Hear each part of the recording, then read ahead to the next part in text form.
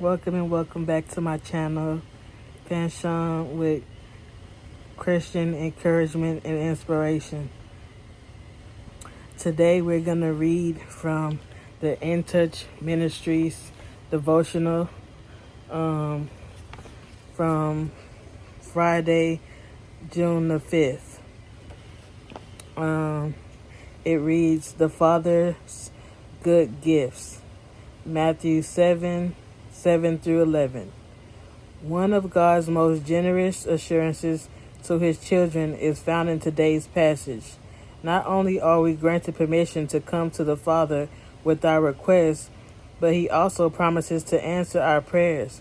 However, you may be thinking, if this is true, why hasn't he given me what I asked for? The key to understanding this passage is verse 11.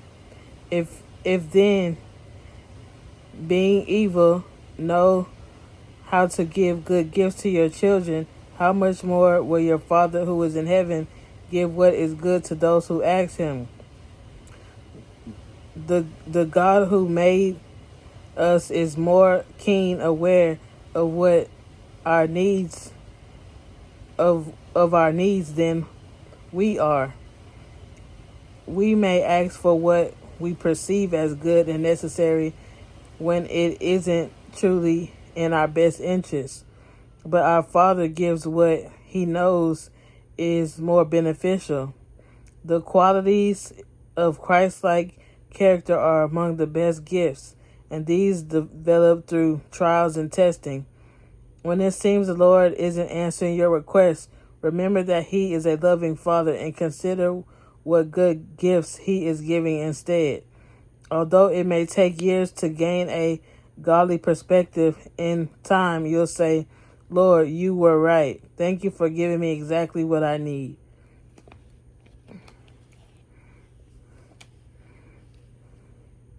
So that's the devotional for Friday, June the 5th. And then at the bottom, there is a Bible reading from Job 17 through 21, chapter 17 to 21. So we can read that if we would like afterwards.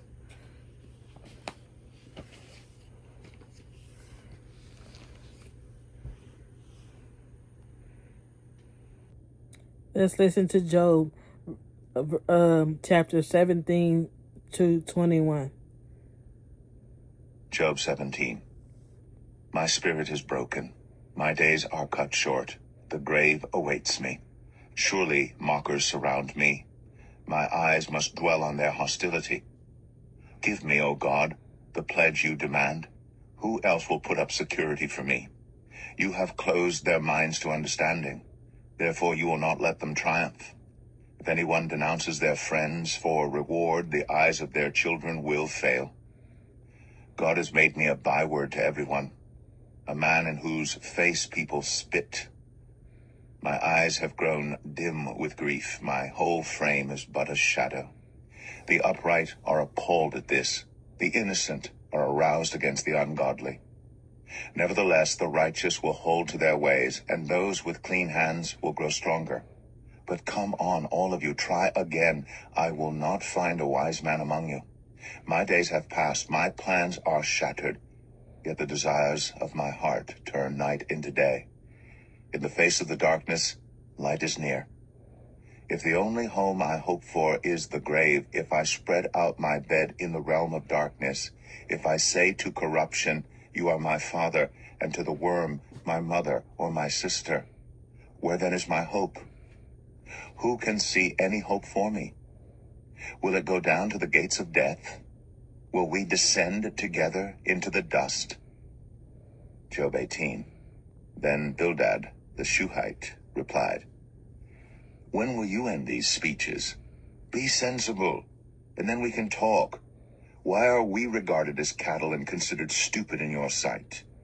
You who tear yourself to pieces in your anger, is the earth to be abandoned for your sake? Or must the rocks be moved from their place? The lamp of a wicked man is snuffed out. The flame of his fire stops burning. The light in his tent becomes dark. The lamp beside him goes out. The vigor of his step is weakened. His own schemes throw him down. His feet thrust him into a net. He wanders into its mesh. A trap seizes him by the heel. A snare holds him fast. A noose is hidden for him on the ground. A trap lies in his path. Terrors startle him on every side and dog his every step. Calamity is hungry for him. Disaster is ready for him when he falls. It eats away parts of his skin. Death's firstborn devours his limbs. He is torn from the security of his tent and marched off to the king of terrors. Fire resides in his tent. Burning sulfur is scattered over his dwelling. His roots dry up below, and his branches wither above. The memory of him perishes from the earth. He has no name in the land. He is driven from light into the realm of darkness and is banished from the world.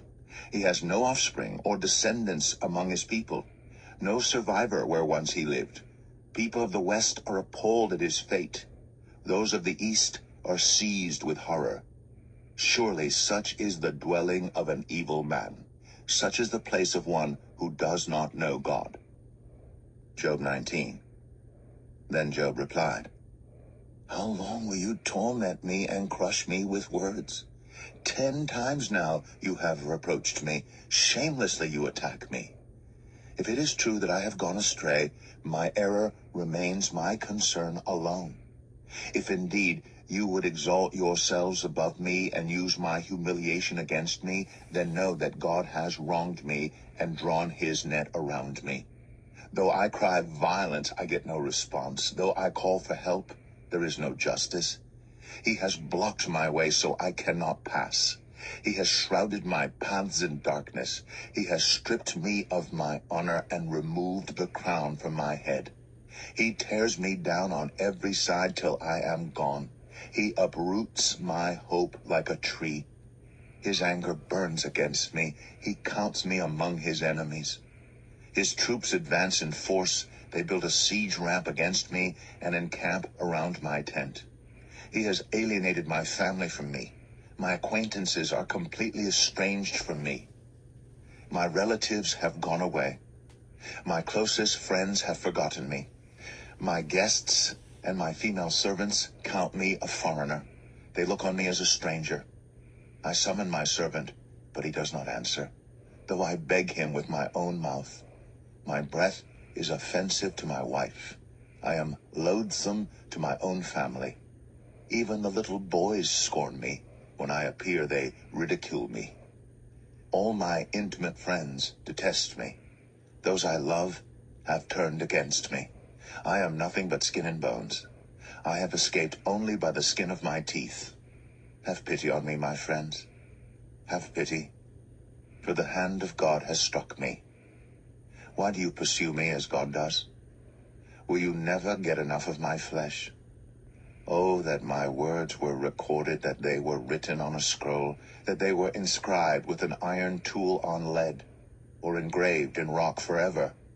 I know that my Redeemer lives, and that in the end he will stand on the earth. And after my skin has been destroyed, yet in my flesh I will see God. I myself will see him with my own eyes, I, and not another.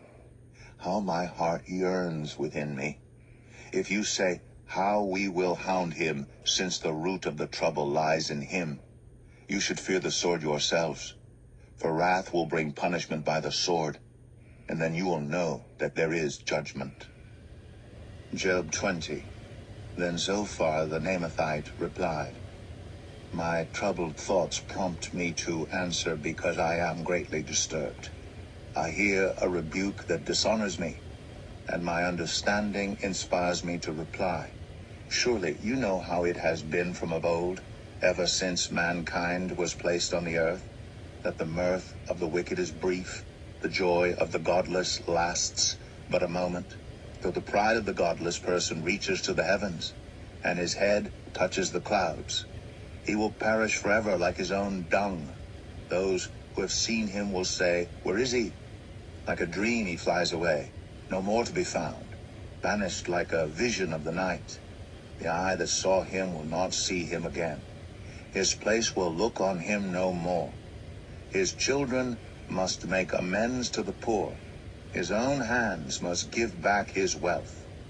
The youthful vigor that fills his bones will lie with him in the dust. Though evil is sweet in his mouth, and he hides it under his tongue, though he cannot bear to let it go and lets it linger in his mouth, yet his food will turn sour in his stomach. It will become the venom of serpents within him. He will spit out the riches he swallowed. God will make his stomach vomit them up. He will suck the poison of serpents. The fangs of an adder will kill him. He will not enjoy the streams, the rivers flowing with honey and cream. What he toiled for, he must give back uneaten. He will not enjoy the profit from his trading, for he has oppressed the poor and left them destitute. He has seized houses he did not build. Surely he will have no respite from his craving. He cannot save himself by his treasure. Nothing is left for him to devour. His prosperity will not endure. In the midst of his plenty, distress will overtake him. The full force of misery will come upon him. When he has filled his belly, God will vent his burning anger against him and rain down his blows on him. Though he flees from an iron weapon, a bronze-tipped arrow pierces him. He pulls it out of his back, the gleaming point out of his liver. Terrors will come over him. Total darkness lies in wait for his treasures. A fire unfanned will consume him and devour what is left in his tent. The heavens will expose his guilt. The earth will rise up against him. A flood will carry off his house, rushing waters on the day of God's wrath. Such is the fate God allots the wicked, the heritage appointed for them by God. Job 21. Then Job replied, "Listen carefully to my words. Let this be the consolation you give me. Bear with me while I speak, and after I have spoken, mark on. Is my complaint directed to a human being? Why should I not be impatient? Look at me and be appalled. Clap your hand over your mouth. When I think about this, I am terrified. Trembling seizes my body. Why do the wicked live on, growing old and increasing in power? They see their children established around them, their offspring before their eyes. Their homes are safe and free from fear. The rod of God is not on them. Their bulls never fail to breed. Their cows calve and do not miscarry. They send forth their children as a flock. Their little ones dance about. They sing to the music of timbrel and lyre. They make merry to the sound of the pipe. They spend their years in prosperity and go down to the grave in peace. Yet they say to God, 'Leave us alone. We have no desire to know your ways.' Who is the Almighty that we should serve him? What would we gain by praying to him? But their prosperity is not in their own hands. So I stand aloof from the plans of the wicked. Yet how often is the lamp of the wicked snuffed out? How often does calamity come upon them, the fate God allots in his anger? How often are they like straw before the wind, like chaff swept away by a gale? It is said, God stores up the punishment of the wicked for their children. Let him repay the wicked so that they themselves will experience it. Let their own eyes see their destruction. Let them drink the cup of the wrath of the Almighty. For what do they care about the families they leave behind when their allotted months come to an end? Can anyone teach knowledge to God, since he judges even the highest? One person dies in full vigor, completely secure and at ease, well nourished in body, bones rich with marrow. Another dies in bitterness of soul, never having enjoyed anything good. Side by side they lie in the dust, and worms cover them both. I know full well what you are thinking, the schemes by which you would wrong me. You say, "Where now is the house of the great, the tents where the wicked lived?" Have you never questioned those who travel? Have you paid no regard to their accounts? That the wicked are spared from the day of calamity, that they are delivered from the day of wrath? Who denounces their conduct to their face? Who repays them for what they have done? They are carried to the grave, and watch is kept over their tombs. The soil in the valley is sweet to them. Everyone follows after them, and a countless throng goes before them. So how can you console me with your nonsense?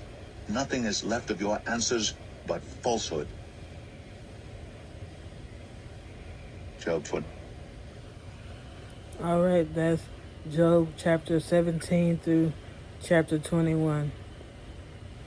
We're going to try to read from the devotional and from the daily and from the yearly Bible plan daily. Thank you. Thank you for reading today's devotional with me tonight.